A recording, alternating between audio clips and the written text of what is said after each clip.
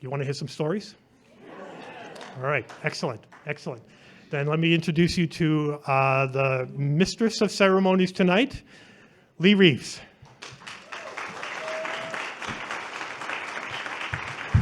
Wow, what a great group you are. Happy day after Thanksgiving. A warm greeting to all of you, story lovers, storytellers, and story makers. My name is Lee Reeves, as he told you, and I'm a founding member of AZ Wordsmith, and I'm thrilled for the chance to be able to host this show, because when we first came up with this idea, we had no idea if it would work. But we love stories so much, we thought we'd give it a try.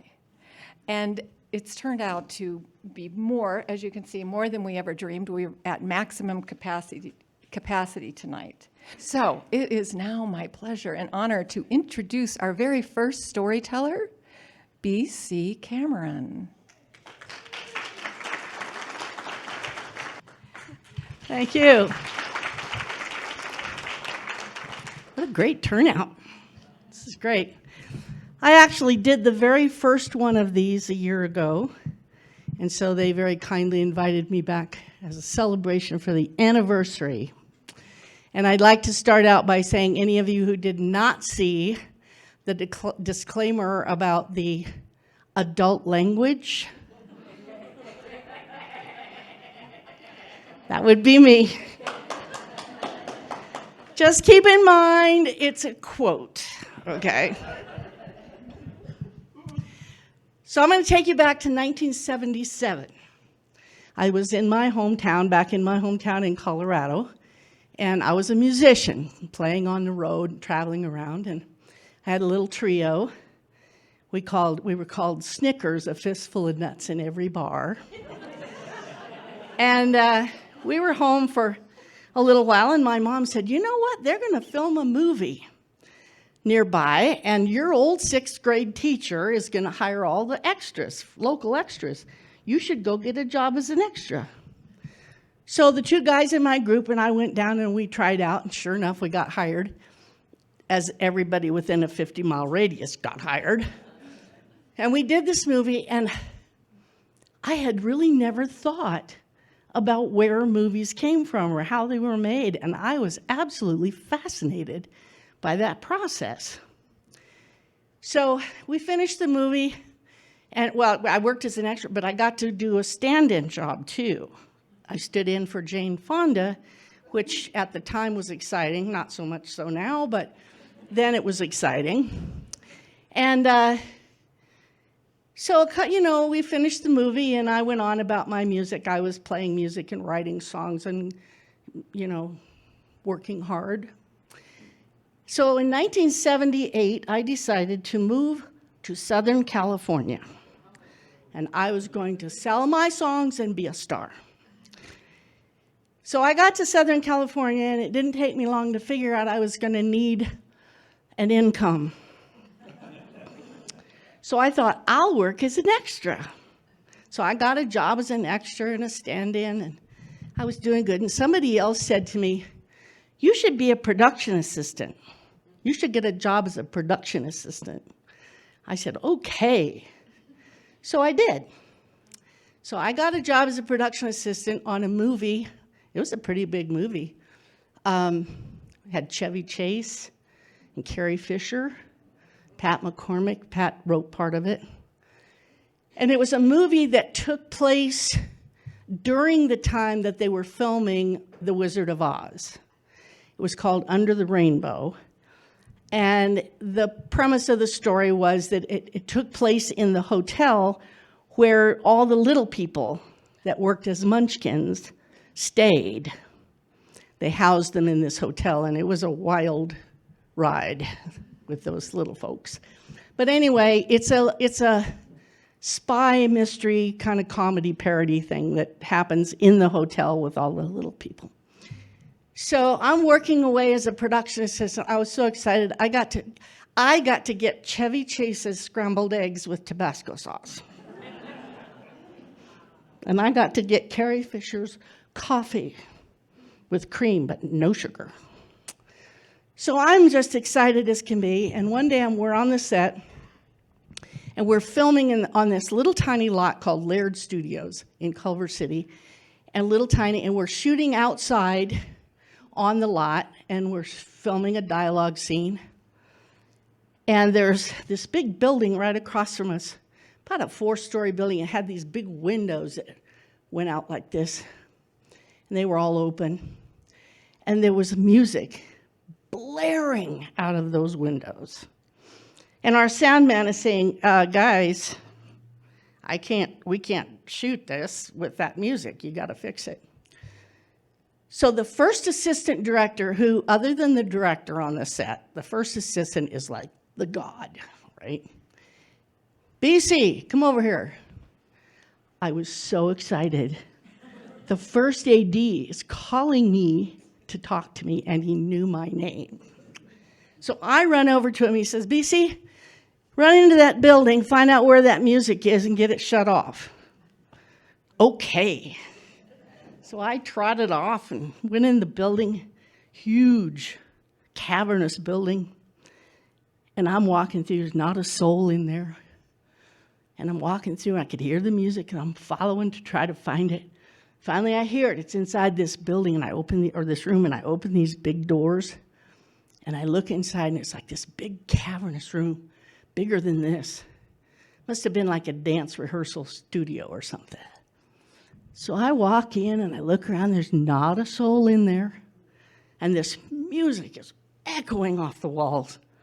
So I walk around. I thought, I'll just go find out where that music is, and I'll turn it off. So I walk to the back, and I get all the way to the back, and in this little back corner, there's one guy. He's got a boxing thing, and he's boxing like this.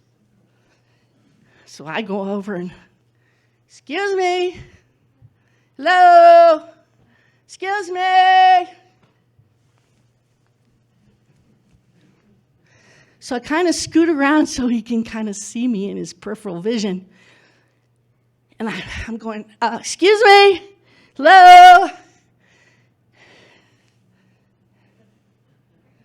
He looks at me. I said, hello. We're filming a movie outside, and the music is bothering us. We can't film because the music is so loud. So could we please turn the music down or turn this music off just for a little short time until we finish shooting?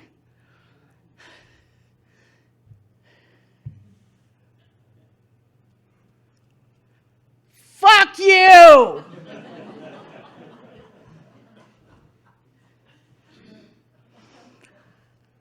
Okay.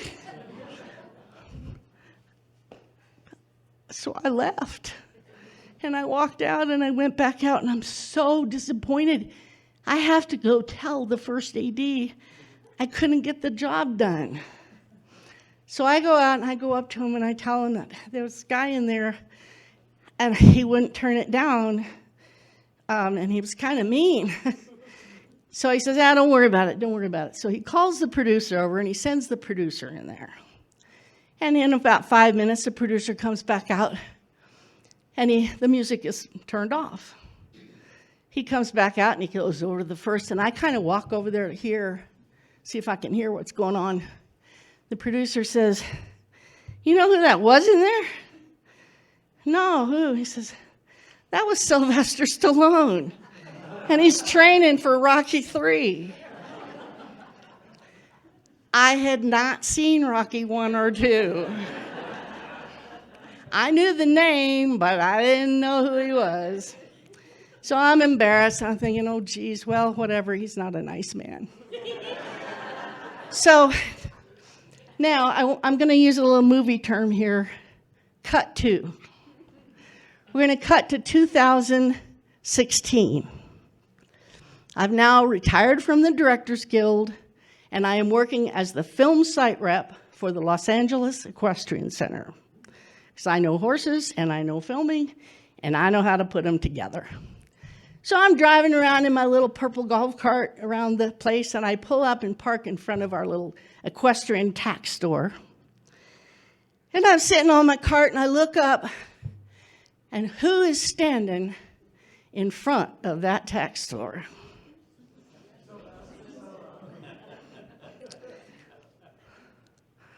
And I'm kind of looking at him thinking, he's on my territory now. So I see him and he makes eye contact with me and I go, oh, here we go. And he walks right up to me. And he says, hey, excuse me. My daughters are riding with one of your trainers, Tom Ferran, in the way back of the property there, and I parked my truck way back there. And I'm wondering, could you give me a ride on your golf cart back to my truck?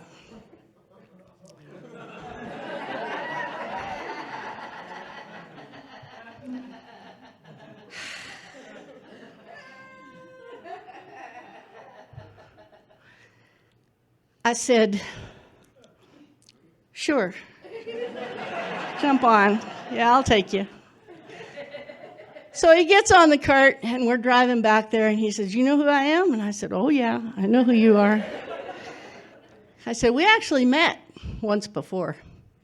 Oh, we did? I said, yeah, it's been a long time, 35 years. I said, I'm sure you don't remember. Yeah, he says, probably not, but he said, when did we meet? So I told him the story. I told him what he said to me. And we pull up to his truck. We're sitting on the cart there, and he's kind of sitting there quiet. He said, you know, now I think about it, I think you're responsible for my divorce.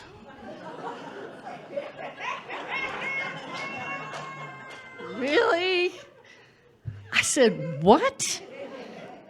Well, he says, the way I see it, if you'd have called me on my crap that day, if you'd have called me out and told me what a jerk I was, what a butt I was being, I might have taken it to heart. And I might have been a nicer person after that. And I might have been nicer to my wife.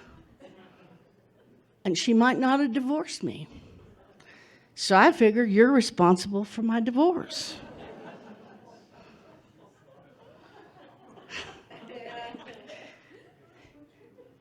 I said, fuck you.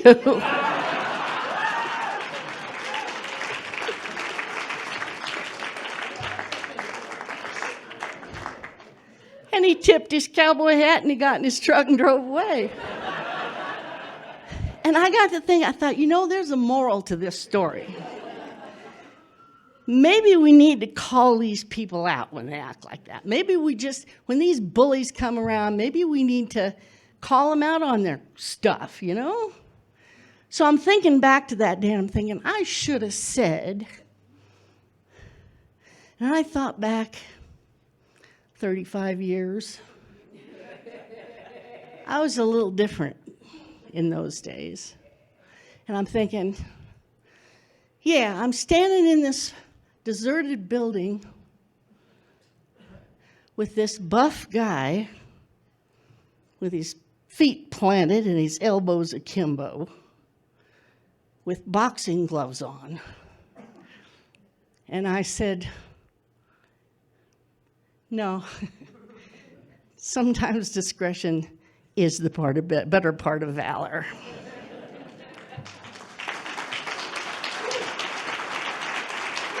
Wow, BC. Tell you a few things about BC. I asked her if she could invite one person, living or dead, to Thanksgiving dinner. Who would it be? She said, no, she didn't. She said Wolfgang Puck, because somebody has to cook. I asked her who the most badass person she ever knew, and she said it was her dad. And I said, why? And she said, well, he had a quiet strength. He worked with his hands, and he could fix anything. And once when she was mad at her mom and told him she wanted to run away, he responded in his calm way. I'd say that's pretty stupid. She didn't run away. The advice she would give to her 6-year-old self: think more, talk less. To escape as a teenager, she went off on her horse. She's had some interesting jobs, cutting roses in a greenhouse. She was a gnome at the North Pole. Seriously. She taught horseback riding, and she was a preschool teacher, which she said prepared her probably better than anything else for the film business. Now, every Thursday afternoon, if you want to see BC sing with a group of people, you can find her playing guitar and singing at the Heritage Center on Montezuma from 2 to 4. Not so much during December, though, right? But all year long on Thursday afternoon. So with that, one more hand. A real badass storyteller. And now for our next badass and brilliant storyteller, I'd like to invite Mike Bax up to the mic. First things first, it's a well-known fact and a rule. Once you pass 80, you get a stool.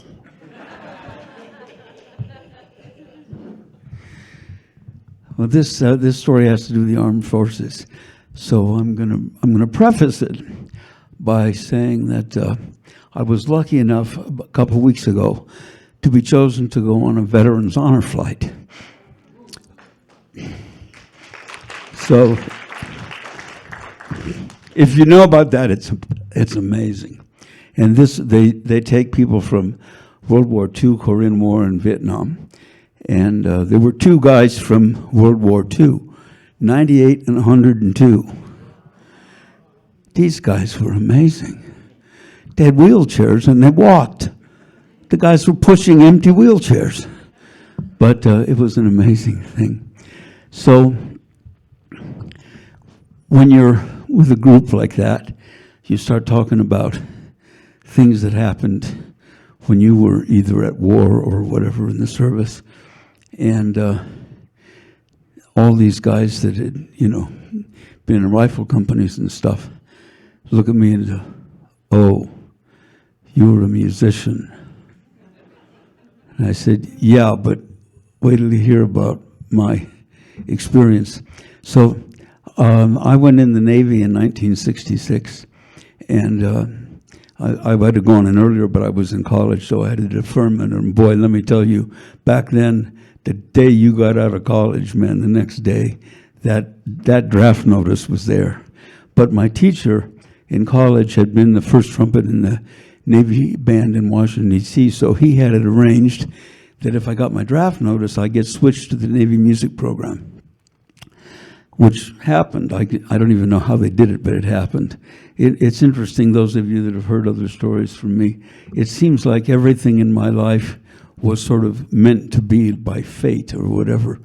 And so there were no openings in the Navy band in Washington, D.C., so they said, well, you're going to go to boot camp, which, first of all, I didn't think I was going to do, but what are you going to do? So I get to boot camp, and they say, oh, we see you're a college graduate. Would you like to be an officer? And I said, can I play my trumpet? And they said, no. And I said, nope. So I went through boot camp, and in boot camp, I was in a rifle company for 7 weeks, which, for a musician, you want to talk about complete turnaround. My normal bedtime was 4 or 5 in the morning, which became my getting up time, to go out and march. And so after the 7 weeks in the rifle company, this was in San Diego, I went into the drum and bugle corps. Very, very good drum and bugle corps. And so it was run by, I never could figure this out, 2 bosun's mates who knew nothing about music. But so they looked at my resume and they said, well, we see that you've been to college. Do you know how to write music? I said, yeah, I know how to write music. Well, the Admiral is tired of the music that we would play every week at the pass and review. So if you could write a bunch of music for us, then you don't have to be technically a boot anymore, and you'll have your own office. I said, well, sure, I'll do that. And then I said, and since I'm going to be going back to the Navy School of Music when I'm out, can I get my mom to send my trumpet which was a real no-no. So secretly, they got my mom to send my trumpet to somebody, and then they snuck it in so it was in my office so I could practice. So I was writing music for the Drum and Bugle Corps. Didn't have to march anymore. No more. And I got out of that, and then I get my orders to the School of Music. So I go back to the School of Music is in Norfolk, Virginia, Little Creek amphibious base. And I get back to the School of Music, and they have what they call X Division. You mop floors. What that has to do with music, I have no idea. But that's the way they keep the barracks clean, and you wait for another class to form, and then they put you in your class. So I'm in X Division one day, and I get called into Captain McDonald's office. And I'm thinking, what the hell did I do? I just got here yesterday. And I'm thinking, well, I'm in trouble for something. And same thing. He says, well, I saw your resume, and so you're going to go to the Navy, to the amphibious theater, and you're going to audition for the Navy show band. And I remember this really well. I said, what's the Navy show band? He said, it doesn't matter what it is. Get your butt over there and audition. So I go and audition. There are like 25 trumpet players, and they choose me to be the first trumpet in the Navy show band. I had no idea what the Navy show band was. This is before now the main jazz group in the Navy is the Commodores in Washington. This is before they even existed. So I get put in the Navy show band, and I find out that in about 5 weeks, I'm going to be in South America for 6 months. And I thought, well, that's pretty cool. Now you gotta think back when all this happened, and I got drafted and I got into the Navy music program. I thought, oh man, I don't have to go over Vietnam, which was like, okay, this is great. So then I find out that I'm going to South America in the Navy show band. I don't know if any of you remember the 60s, but in the 60s, the communists were taking over in South America. The Navy show band was like movie stars, and you could have been like the Rolling Stones in South America. It was the most famous group from America to go down there. We down every year. And so we go down there. The communists do not want this band performing. And I'm going to go backwards a little bit because I don't want to get into the actual, shall we say, battle stuff later. When you get in the band, you have to get a top secret clearance, because we played for the heads of all the states of all the countries in South America. We played it from everything in the palaces to Indian villages where they'd never seen white people before up the Amazon River. We played for everybody. And they gave you all this stuff of what you could and you couldn't do, like a little booklet of stuff. In this country, this is what you have to do and what you shouldn't do because you'll piss people off, you know. And so my favorite story of all that, we played in Bolivia. We played at Lake Titicaca. We did an outdoor concert the day after Che Guevara was killed, and they were still fighting. And so they put machine gun guys around us, and we did this outdoor concert. Like, that's going to do a lot of good, you know. But we had a state luncheon with the president of Bolivia. And one of our instructions were, no matter what they put in front of you, you at least taste it. Because people get very upset if you don't eat what... Well, how many of you remember the movie Indiana Jones and the Temple of Doom? How many of you remember the monkey brain scene?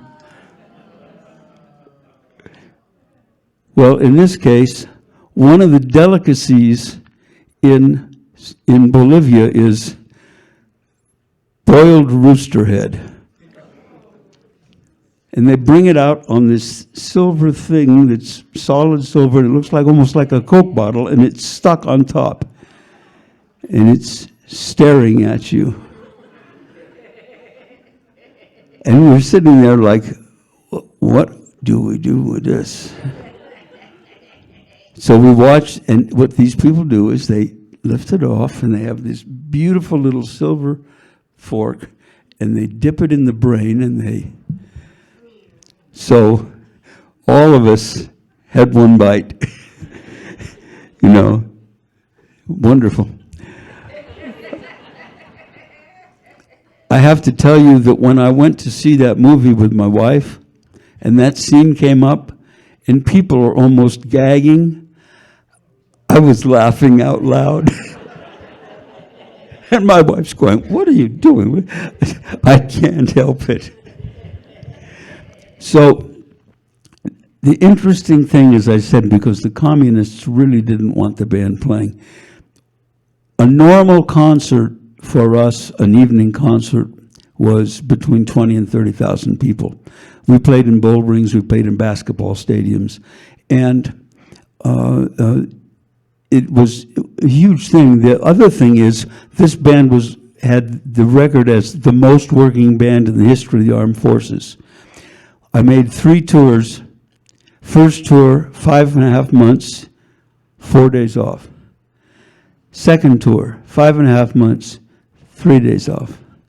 Third tour, 5.5 months, no days off. And we played, you're not going to believe this, but it's documented, 2 to 5 concerts a day. And we had the Admiral's plane, and we had 2 tons of gear. We carried everything. So the plane would leave early in the morning. We'd go to a city, unload everything on bus and truck, go to wherever we were playing, go back, load the plane, fly to the next city. We could do this 2 to 4, 5 times a day. Anyway, the biggest crowd we ever played for was in Santiago, Chile, in the main plaza, and we played for 52,000 people. Now, I don't know if any of you remember, there was in the late 60s, there was a very famous Italian piece that was based on taps. It was called Il Silenzio. Beautiful piece. I wrote an arrangement of that for the band. And then the leader of the band thought, it was a duet, and the leader of the band thought, I know what we can do. We'll surprise the audience. So the tune before we do that, you go out in the audience and find some place where you can stand, and then we'll start on stage, and then you'll all of a sudden play from behind. It got to the point where it was a challenge. I wanted to see how far away I could get. Santiago, Chile, 52,000 people. I left 2 tunes before. I get to this hotel. I go up to the 3rd floor. I'm knocking on doors. Nobody will open their door. And it's coming time, and I got to play. And I finally knock on this one door, and this older lady opens the door. I push past her. I run to the window, open the window, and I play. That was the championship one. But the interesting thing about this is that because the communists didn't want us to play, they did everything they could to stop us. They would throw bricks and rocks. A few guys got hurt at times during concerts. But one time we're playing a concert and our bus blew up outside the concert. They timed the bomb wrong. And then a few other times they found bombs. The Secret Service found bombs under the stage where we're supposed to play. The scariest one was we were going from Santiago, Chile to Valparaiso, Chile, the harbor, through the mountains.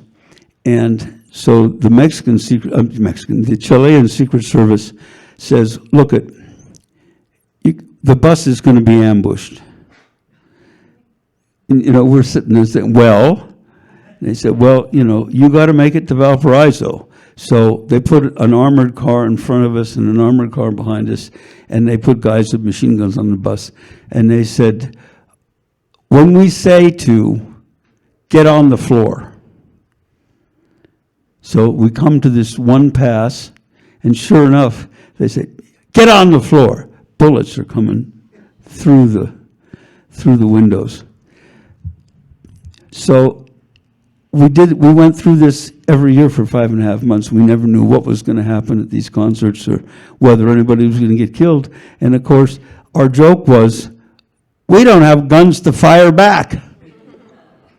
But I guess the kicker to the story is that we were the first band in the history of the United States, other than bands that, like Navy bands, that would be attached to an aircraft carrier or a battleship during a battle. And, then all of the people on that boat, if they were in bad battles, they would get a battle medal.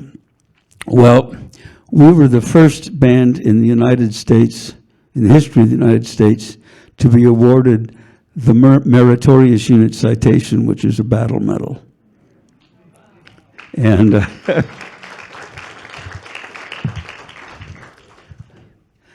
I still have it, and every time I look at it, I get scared to death.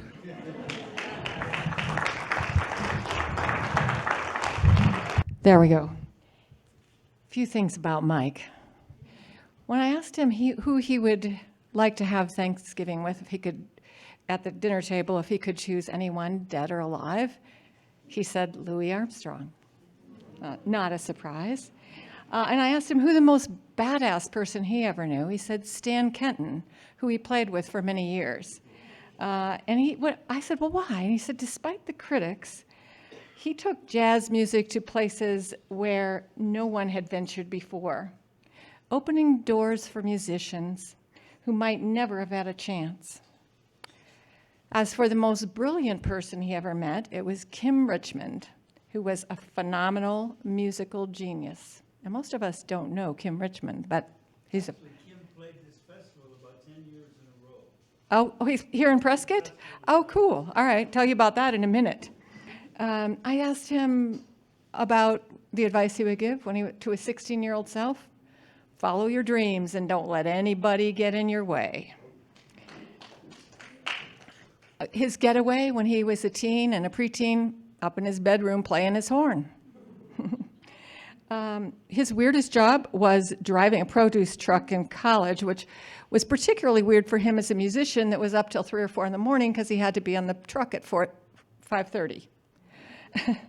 And something most people don't know about him is he was an archery champion in college. So besides playing for many years with the Stan Kenton Orchestra, Mike is founder of a nonprofit corporation, Friends of Big Band Jazz. They've given over $65,000 in scholarships to jazz camps, jazz programs in school, to help musicians in need. And Mike is also founder of Prescott Jazz Summit, which plays here every year. I hope you've had a chance to go. It's an annual festival in town, and Mike has performed on more than 60 albums. So what a badass and brilliant guy. Our next storyteller I would like to bring up to the stage is Clay Hurtubise. Pete, Mitch, and I arrived at Devil's Tower mid-morning. This is the Devil's Tower in northern Wyoming, the one that was in that famous movie with the aliens.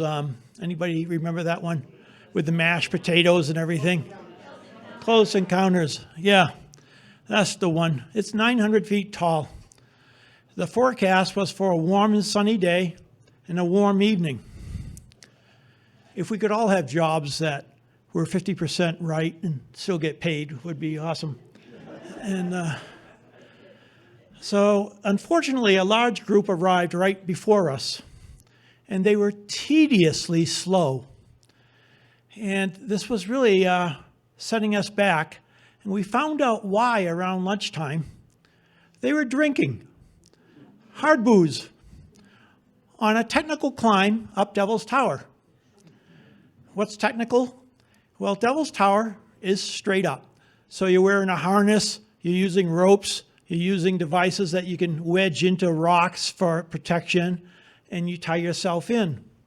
You wear special shoes that are very tight, and they have a special rubber on them, so you can smear against a rock and climb up. So around 2 o'clock in the afternoon, they decided they had enough. They're getting a little tipsy, and it's not the place to be tipsy on. And so we were able to pass them. Unfortunately, that meant we got near the summit of Devil's Tower around dusk. And this was in the fall. Pete decided to stay back and prepare the ropes for our descent. We tied 2 150-foot ropes together so that we wouldn't have to stop as frequently. Mitch and I went to the summit, and the top 60 feet is a freehand scramble, hand over hand, and there's no room for error. On the top, it's kind of bizarre. You feel like you're floating. You're on this grassy field that's actually quite large, and there's no mountains around you. Devil's Tower stands alone. And so while you're up there, you look around, and if you look down, it's a free fall no matter what edge you go to. There's no easy way down. There's no railroad or driveway up. And it's kind of like you're Aladdin on his carpet floating through the air. You just feel like it's surreal. And so we go back down to meet Pete, and we go down the first pitch. Each rope length is called a pitch, and we continue on down. And about halfway down, the weather took a tremendous turn for the worse. The temperature dropped about 40 degrees. A huge wind came up, 40, 50 miles an hour, horizontal rain. Now remember, you're on a tower that's straight up, so the rain that's hitting the tower above you is all coming down on top of you. So you're not only getting hit horizontally, you're getting showered upon. And we managed to keep going, and we have 1 pitch to go.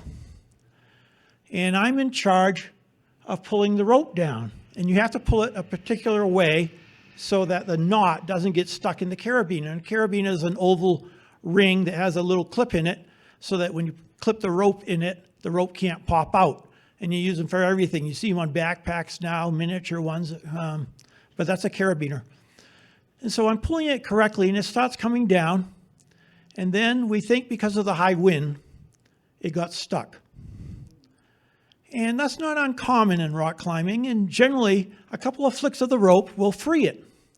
Well, half hour goes by, and hypothermia is setting in, all 3 of us, and the jokes have stopped, and it's starting to get serious. And I continue for another half hour, so a total of an hour. Well, it turns out our drunken buddies who had gone down reported us as missing to search and rescue. And this truck pulls up with a flatbed and a World War II era spotlight on the back with its own generator. And they fire it up, and we can hear them perfectly. And it literally lights up the side of Devil's Tower. And we're smack in the middle of that light. And we're waving and we're hollering. We're like, oh, we're saved, we're saved. And we can see them and hear them, but they can neither hear or see us. It's like turning your high beams on in a snowstorm. All you get is that reflection back. So all they saw was rain. They couldn't even see Devil's Tower. And we could hear them say, well, this is no use. And we hear them shut the generator off, and the light just slowly dies out. And we're back in the pitch dark and the high winds and the high rain. And we hear the doors close, and they drive away. And that's when things got very quiet. And so I go back to flicking the rope. And after about a half hour, I believe it was Mitch, who said, just stop. Because he and Pete, and pretty much I along with them, realized we were going to die on the side of Devil's Tower. The 3 of us, tied up on ropes. Now, Pete and Mitch were standing on a ledge about that wide and holding onto a sling that they had secured into the rock. So it was hard for them just to maintain their balance through all this, especially when your hands are becoming clubs due to the hypothermia. Mitch could no longer talk, Pete could talk, but not very well. And I was off to the side, and when Mitch said, just stop. But I'm a stubborn SOB, and I don't listen well. And so I kept flicking the rope and flicking. Half hour goes by, nothing. Approaching another hour mark, and I just can't do it anymore. And it's awful to have to give up and realize what the consequences of that action will be. And so I just give it one last heavy flick, and the rope comes crashing down on top of us. Pete and I decided we had to send Mitch down first because he was in severe shape. He couldn't do anything with his hands. And normally you tie yourself in, it's a 2 to 3 minute process. And it took Pete and I about 15 minutes to tie Mitch in. And we knew what that meant. And when you go rappelling down, you're perpendicular to the rock. So you lower yourself to a 45 degree angle, and then you kind of walk down, and you control the rope with one hand. But Mitch had a lot of trouble because of the hypothermia. He couldn't control the rope well. So it took him a really long time to get down. And when he got down, it was Pete and I. Well, Pete wore contacts and glasses in order to see. And the rain was so intense, I could tell he couldn't see anything. And I said, you have to go next. And again, it took us about 15 minutes to tie Pete in. And to this day, I don't know whether he actually said it or it was in my head. But when he was perpendicular to the rock and just going out of sight, I remember him looking up at me. We made eye contact, and he said goodbye.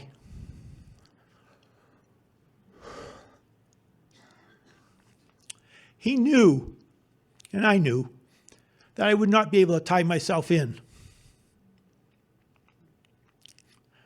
So he goes down. It takes him quite some time. And then I'm there alone on Devil's Tower. High winds, high rain. And this weird sensation comes over me. If any of you have ever, well, I'm guessing you have, taken a shot of whiskey, and you get that nice warm feeling that just kind of courses through your body, you know, and it's just a really nice feeling. That happened to me on the side of Devil's Tower. And all of a sudden I felt very content, and all I wanted to do was go asleep. And I didn't mind the position I was in. I was fine. Just let me sleep.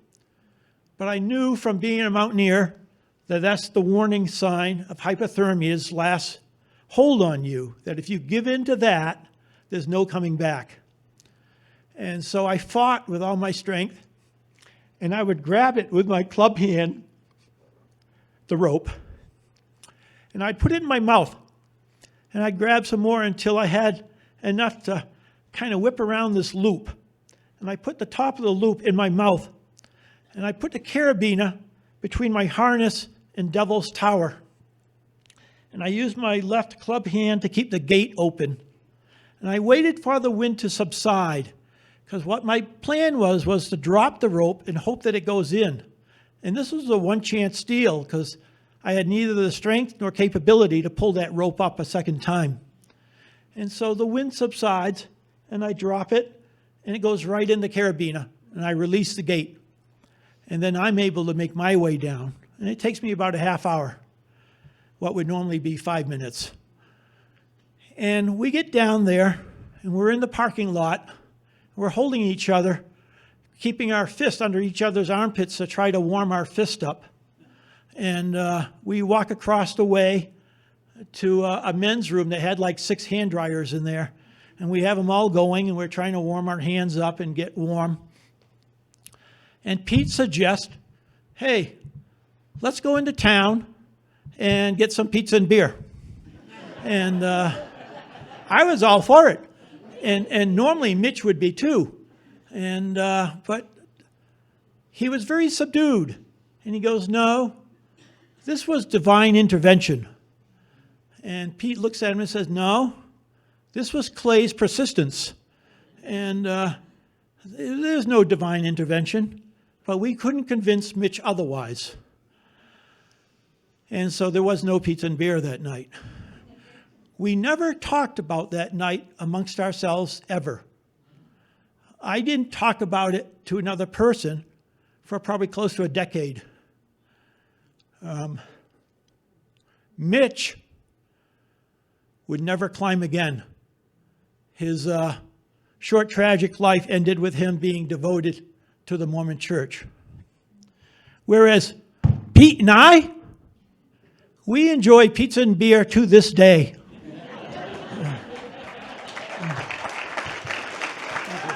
Clay calls it stubbornness. I call it tenacity. My God. When asked who Clay would invite to Thanksgiving dinner, I'll wait till we get down there. The one person he would invite would be his mom. So who's the most badass person that he ever met? A woman named Franny Peabody. Well, I'm saying that right, aren't I? Okay. And why? Because she started work as an HIV/AIDS activist at the age of 80 when her grandson was diagnosed with AIDS. She continued for 18 years until her death in 2001 at the age of 98. So that is a badass person. Most brilliant person, his neighbor, Ed Williman, who traveled the world setting up IBM machines all over the world. His advice to himself as a 16-year-old, follow your heart. The weirdest job, and also the most badass he ever had, he worked inside of live sewer lines. He's also a pharmacist by trade, and after his second traumatic brain injury, he studied auto upholstery. Clay is somebody that never gives in, right? He's an inspiration to us all. He's been through hell and back, and he keeps coming back. Okay, we are going to draw 2 wild cards, and people braved, I think we've got 8 or 10. Lora Davis. Did you say what I think you said? Yeah, right now. Okay. You call my name, I have chocolate in my teeth now. Hi. So, my wife and I moved here a year ago from Washington State. Thank you. Washington State, if you didn't know about it, is really wet. And about 4 years ago in Washington State, they removed a dam from the Elwha River. The Elwha River runs into the Strait of Juan de Fuca on the Olympic Peninsula, and was very exciting for those of us who are environmentalists because it allowed the salmon runs to come back up the Elwha River, and the Elwha tribe of Native Americans was very excited about that. We were also very excited, so we decided to take our 2 red dogs and our RV and go see where the dam had been. So we set out one weekend, and it had been raining for 40 days and 40 nights. I don't know, a really, really long time. And we had like our rubber underwear and our rubber socks and our rubber everything. And we were going to hike this road that went up to where the dam used to be to the Elwha to see where the river used to be. So we put on all our rubber gear, and our friend Ramey, who is very smart and somewhat tedious, said to us, don't take your dogs off leash on the road because the river is running really high. And we said, okay, Ramey, come on, dogs, let's take your leashes off. Because the river was like 100 feet down. Nobody in their right mind is going to go down that cliff into the river. So we're walking with our dogs, and Abby sees something and runs to the edge by this chain link fence and disappears.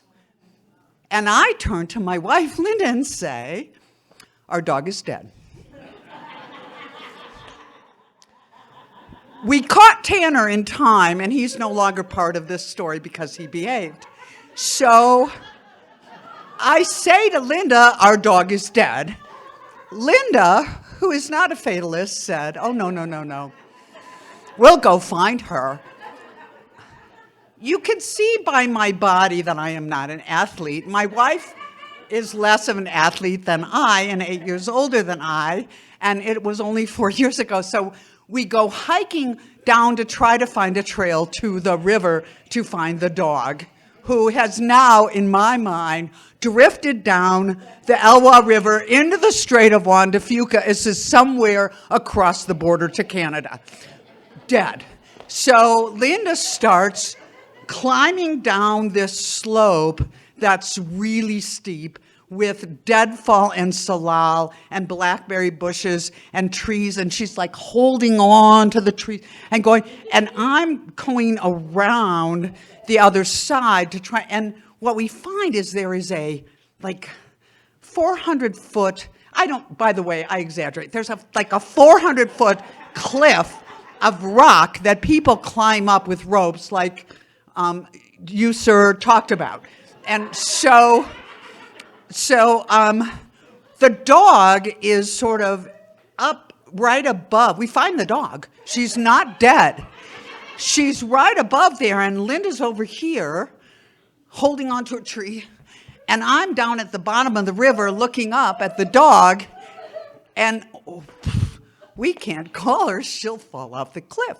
And so I say to Linda, hey, I'll go call 911. So I go back to the campsite, and I call 911. Now, there's a lot of search and rescue people and fire people and sheriffs in Clallam County, and they don't have a lot to do. So I call 911, and within it, because it's like 4 o'clock in the afternoon, and meanwhile, Ramey is standing there going, I told you so. Don't take your dog. I told you. And so we've now lost our friend. But anyways, so like 15 minutes after we call 911, 17 fire trucks and pickups and sheriff's cars come screaming up this road because they really like to do search and rescue. They told us after the fact that one time a horse fell down there and they got it up alive. So we're like, well, you can get the dog, and that's great. So Linda's there hanging onto the tree, and the guy's at the edge going, just stay where you are. And Linda's like, oh, no, I'll come back up. No, don't move. You're going to fall down. So poor Linda, who doesn't want to be the center of attention, has to hold onto the tree while the sheriff guy comes down and puts a little helmet on her. And very cute helmet, very, very cute in that helmet. I have pictures.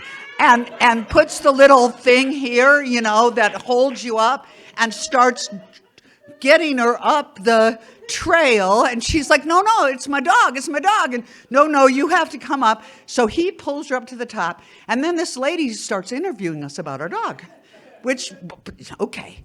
And so she starts interviewing us about our dog, like, how's your dog? And is she afraid of people and this and that? And this dog has bitten me 4 times already in like the 8 years we've had her. So she's not a very pleasant dog. And I'm like, well, she's a pretty good dog as long as you have cookies. Just give her a lot of cookies. Because I'm not going to scare the rescuer away from getting my dog off the cliff. So the lady's really nice. So she goes, and this is the coolest thing, okay? If you guys have never seen someone rescue a dog off a cliff, she brings the dog up. Well, they have it tied around a tree. And she brings the dog up in between her legs like this. And the dog weighs 60 pounds. And she's okay. And she gets the dog up. And we're all so excited. And there have to be 30 rescuers. And we all take a group picture with, I kid you not, I have the picture. With the dog and Linda in the really cute hat. And the dog is filthy and going, hi, I got some cookies. And it was the most amazing thing. And I didn't think much about it until the next morning. Our friend Ramey sent us the front page of the Clallam County newspaper. And there we were. And the headline says, search and rescue saves an elderly woman and her dog, to which case my wife says, I was the badass elderly woman. Thank you.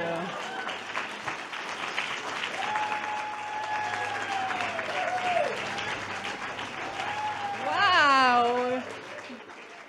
Go, Lora. Woo. Okay. Lisa Jones. Thank you. I was not prepared for that. I was like, how am I going to? Okay, thank you. I was like, how am I going to follow up that? That was amazing. Please call someone else. Please call someone else. So here I am. Yeah, well, it's really surreal to be here in Prescott. I spent the first part of my life in Prescott, Arizona. I was born in Alaska. And just sitting in the back room of this corner, or sitting in the corner of this back room, I was remembering it was about 2 years ago. I was back in Alaska, sitting in the Captain Cook Hotel room, or hotel in their ballroom for a Catholic Social Services fundraiser, where my adopted father, unadopted, we didn't officially sign paperwork, but he's my father, had asked if he could tell my story.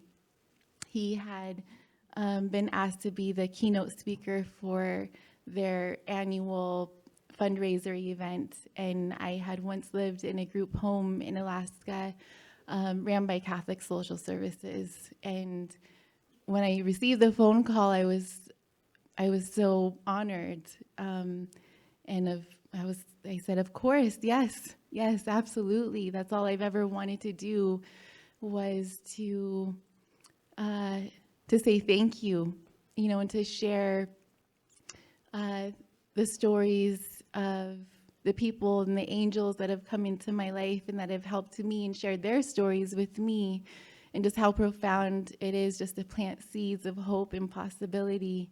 And so he flew my son and I up to Alaska because they let him know, well, she has to be here if you're going to tell her story.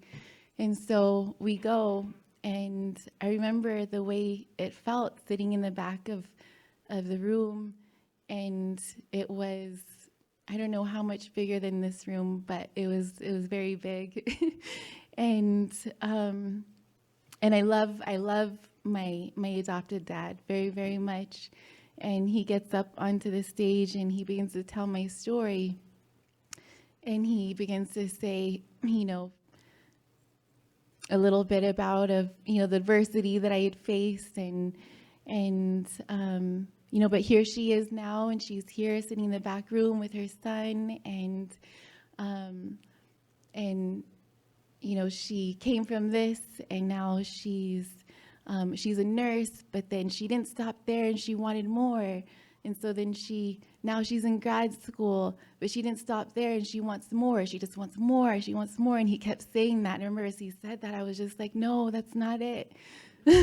That's not it. That's not why I'm here. That's not why I kept going. It was the stories that other people shared.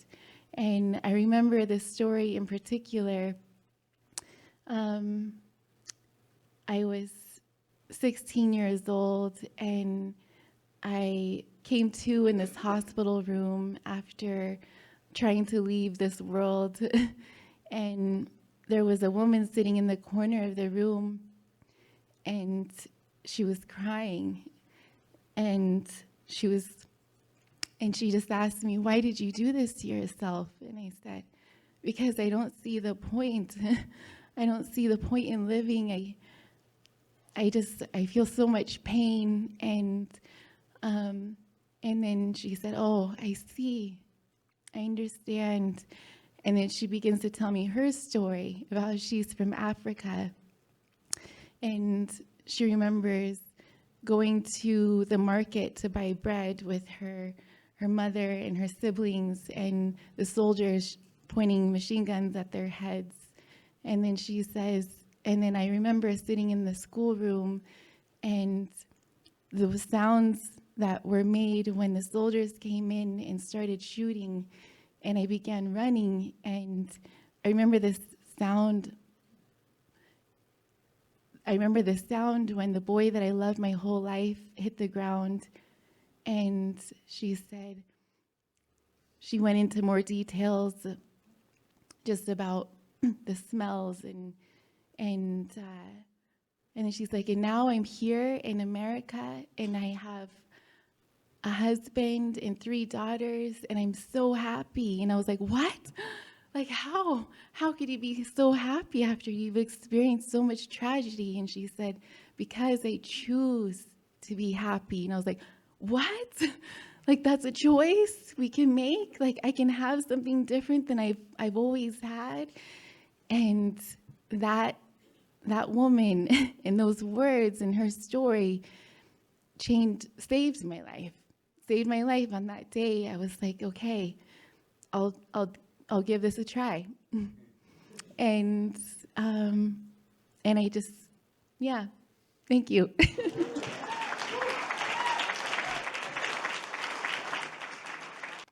And it is my pleasure to introduce the next storyteller, Hans Horning. He is, you know what, I just got it. So if he could invite anybody for Thanksgiving dinner,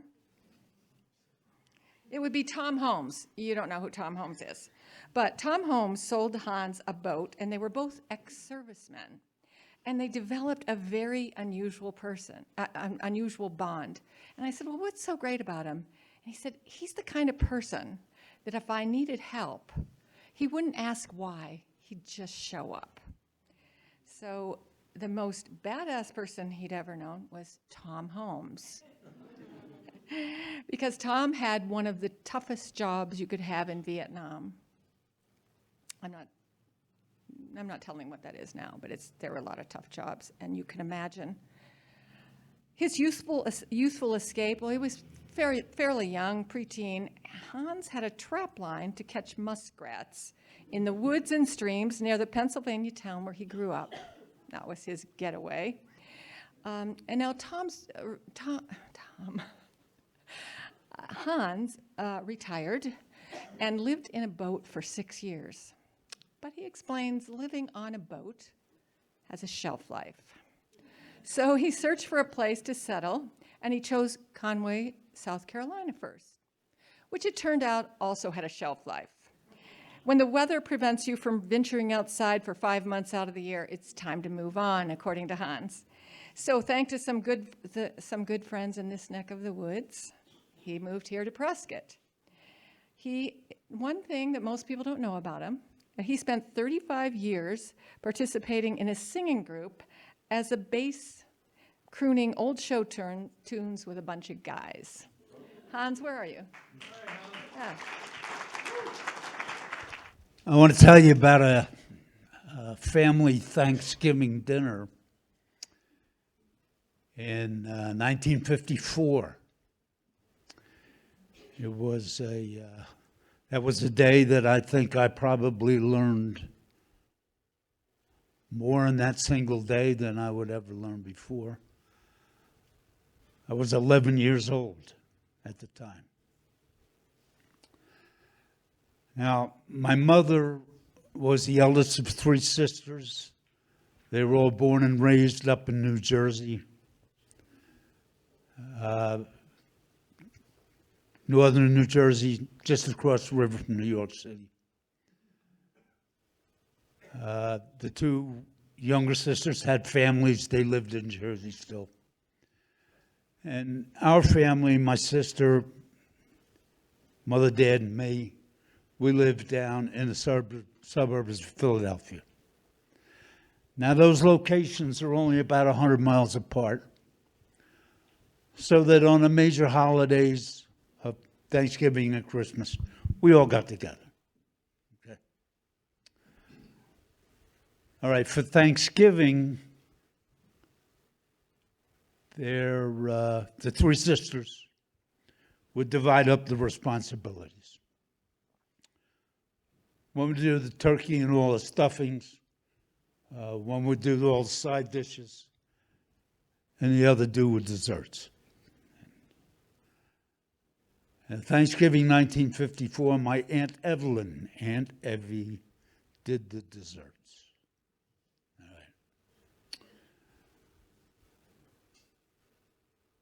Seating arrangements, all of the adults, one long table up at one end of the room, kids down here with a separate table, all that around. I sat at the head of the kids' table. I think that was something arranged by my mother because she wanted to keep an eye on me. She knew that at my age I was just an accident that hadn't happened yet. And at that time of day, my daily accident had not happened yet. So she was all over me. All right, the turkey's carved. Platters on the table. We're in the midst of saying grace, but we only get as far as God bless this food to our use. And then you hear the first. Please pass the gravy. It's family, you know. You know. Okay, I hoover up everything on my plate because I want to get dessert. I go over there, I cut myself a big wedge of pumpkin pie. I come back, I sit down, I take a big forkful of it, and the look on my face is enough that my mother is over on me like a flash. Okay? She reaches over my shoulder, she takes a daub of the pumpkin pie, and knows immediately that Aunt Evie doesn't know how to make pumpkin pie. She has just taken the raw pumpkin out of the cans, all right, put them in the pie crust, and served it.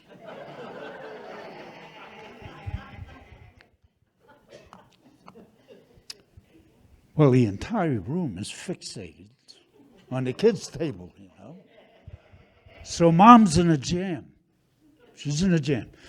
She wants to throw Evie under the bus, all right? But she's got to relieve this tension. Out there. All right, so she kind of defaults to a deception and diversion methodology, you know. I mean, it's something that our politicians had made into an art form.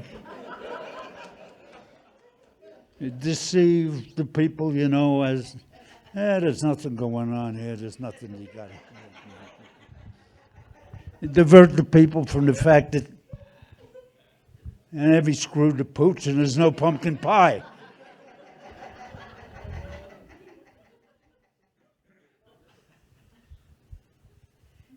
So Mom reads the room.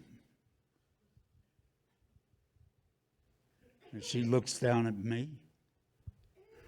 And she leans over my shoulder and whispers in my ear, "Eat it."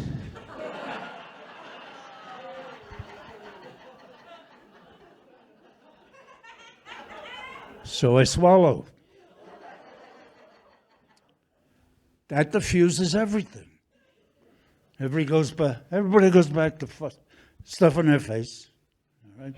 Mom whisks away the pumpkin pie, and I get a nice slice of pecan pie.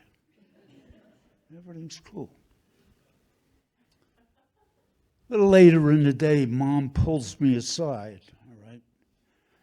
And she wants to explain to me the concept of the greater good.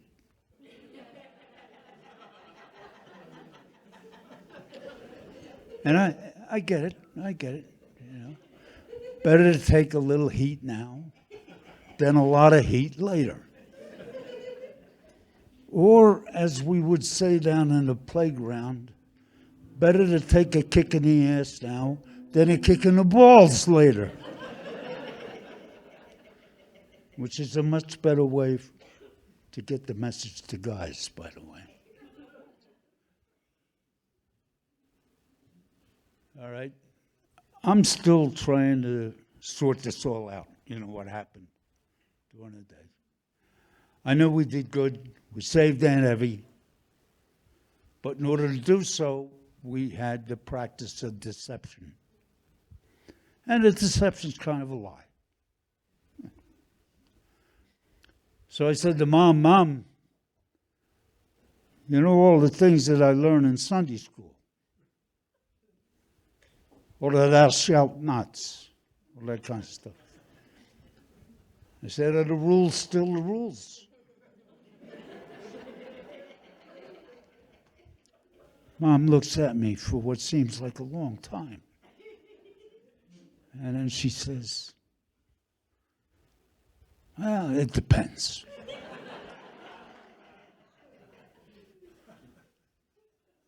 And that's when I knew that the rules were still the rules until they weren't.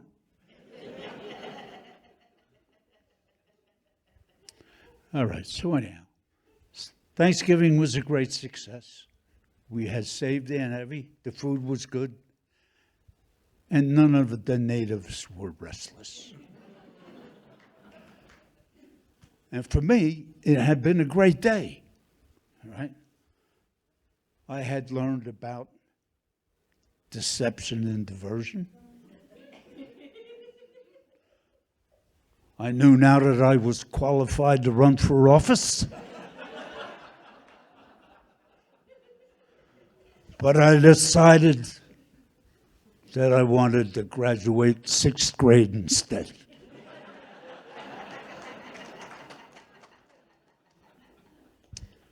I learned about the greater good, but it occurred to me that although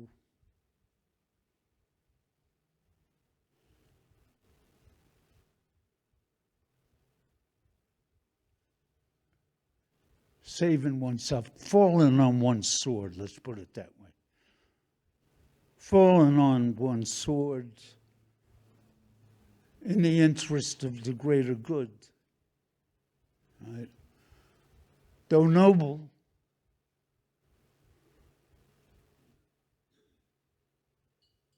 did not do a whole lot for the guys that fell on the sword.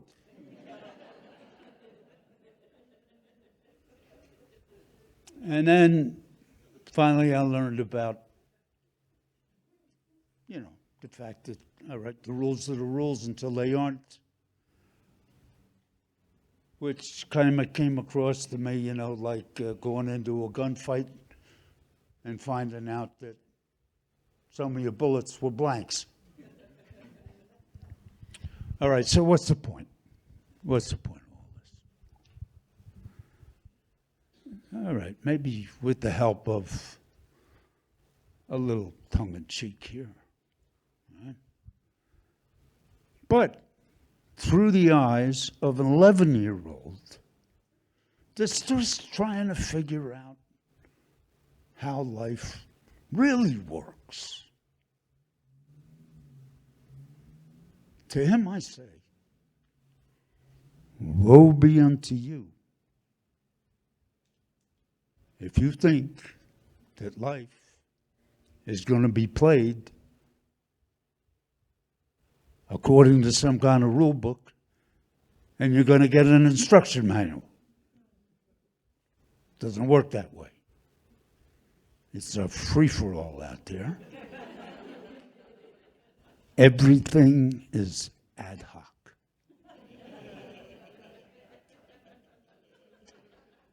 Now, before anybody slits their wrists, however, I've got a solution. Laughter.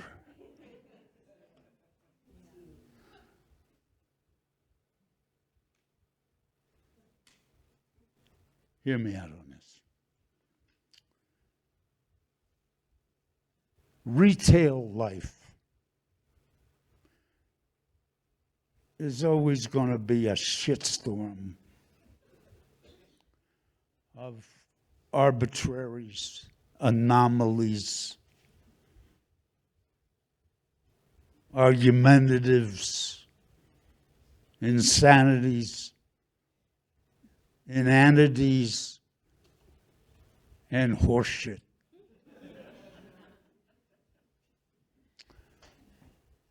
And the best way to deal with this, in my opinion, is with a sense of humor.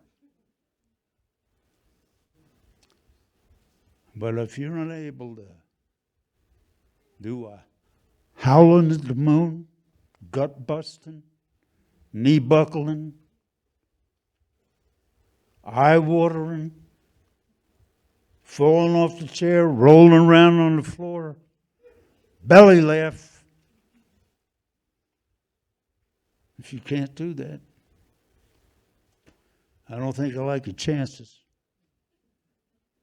In other words, if you can't do humor, you can't do life.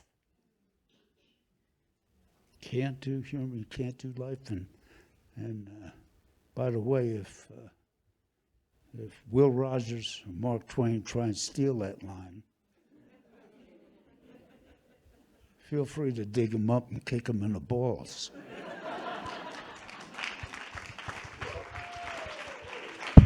Hans Horning never ceases to surprise or amaze. What a guy. All right, one more time. Thank you. Thank you. I did do that backwards. And now I get to invite Matt Santos up to the mic. What great night of great stories of bad to the bone people, tough guys, tough girls. And now I'm just going to bring it to a screeching halt because I've never reached any of that. I wanted to. I think every little boy growing up wants to be a tough guy. Never happened. Closest that ever came to me was one night several years ago in the middle of the night when I came to the understanding and the realization that Yavapai County, Paulden specifically, is a great place to get rid of a dead body. Just saying that makes me feel kind of tough. That body's name was Charlie, and it wasn't a highway accident, wasn't a bar fight, wasn't some shady deal on the wrong side of the tracks that went bad. No, none of that. Actually, Charlie was one of my best, oldest, and dearest friends. He had been suffering for a while. He had some ailments.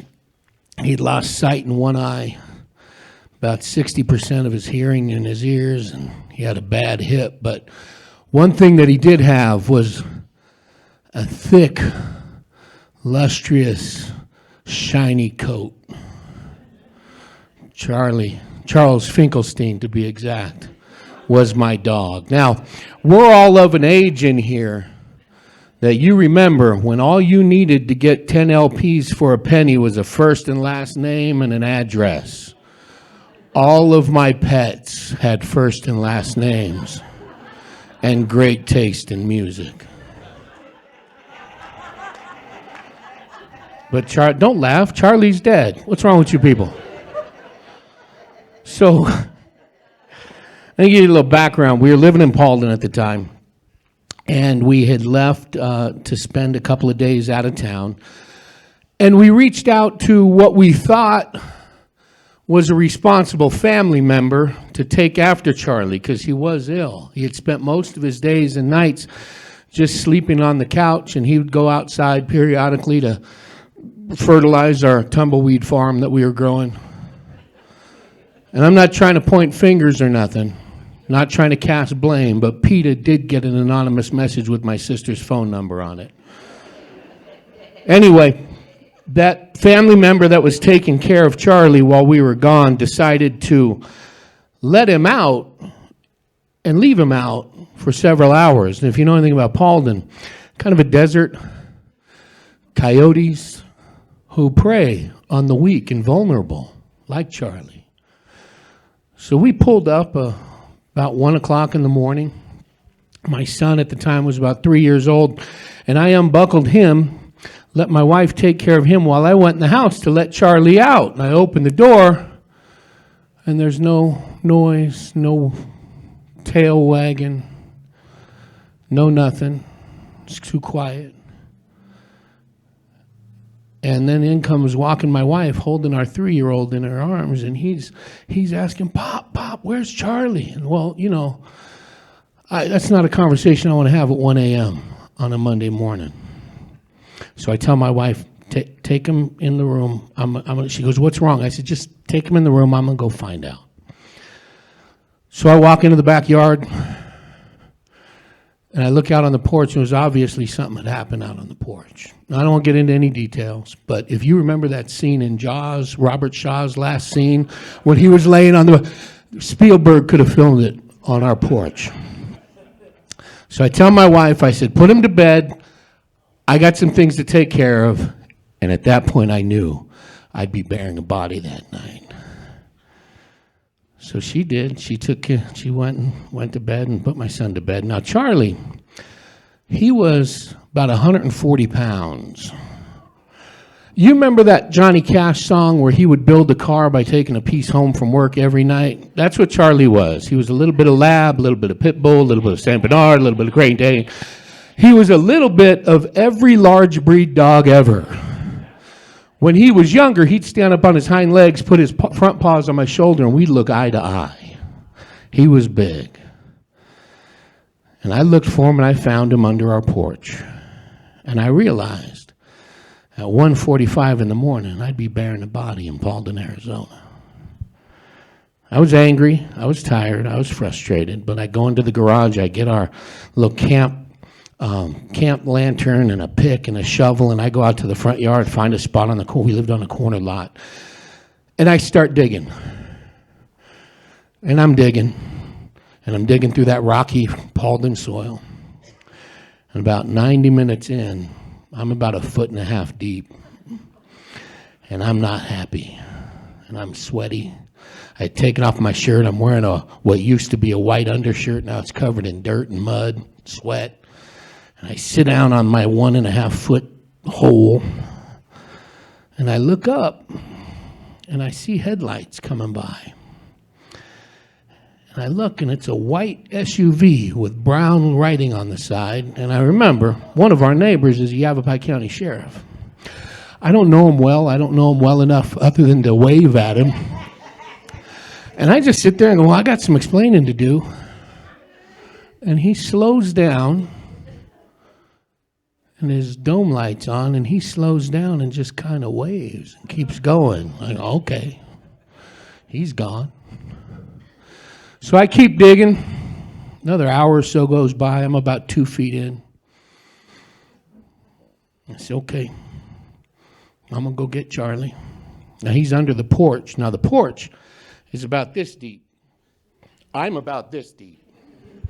So I got to crawl under there in my used-to-be white T-shirt, and I'm, again, don't want to get too, I've got inside Charlie on the outside of me now. It's not pretty. I drag him out, and I put him in a tarp, 144 pounds, 40 pounds, and I roll him up in this tarp, and I throw him over my shoulder fireman style. I feel like Joe Pesci in like every movie Joe Pesci's ever been in. And I take him into the front yard, and as I'm throwing him into the hole, I see my neighbor driving by again. And this time, he slows way down. And he hits me with that spotlight on the passenger side. And I throw him in the... And I wave. And he waves. And he keeps going.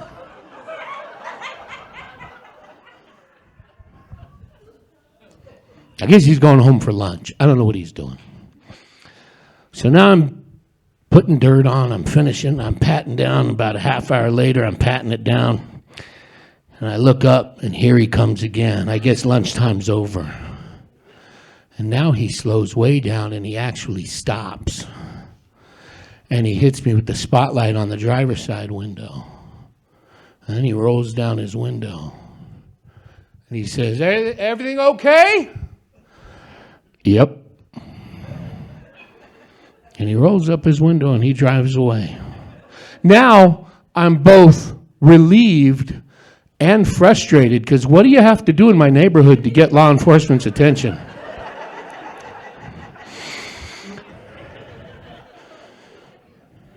So I finish up, hose myself off, go in the house, the sun's coming up.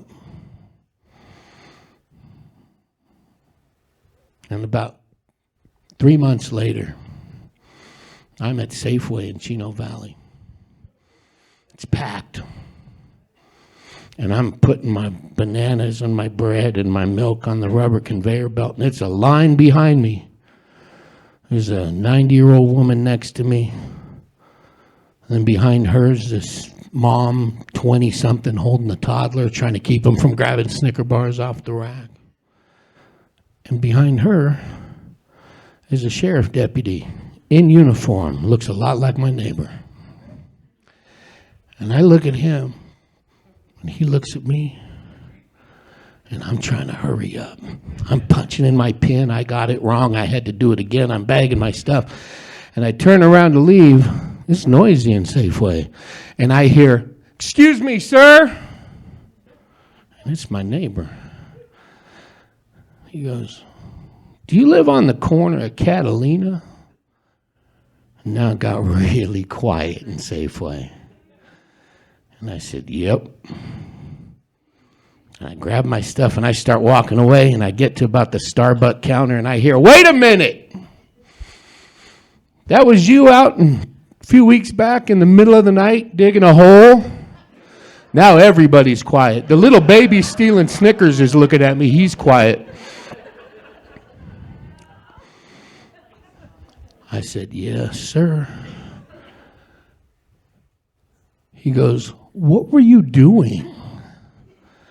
I looked at him as tough as I could be. I said, "That's been 2 months. I don't think you can legally ask me that question."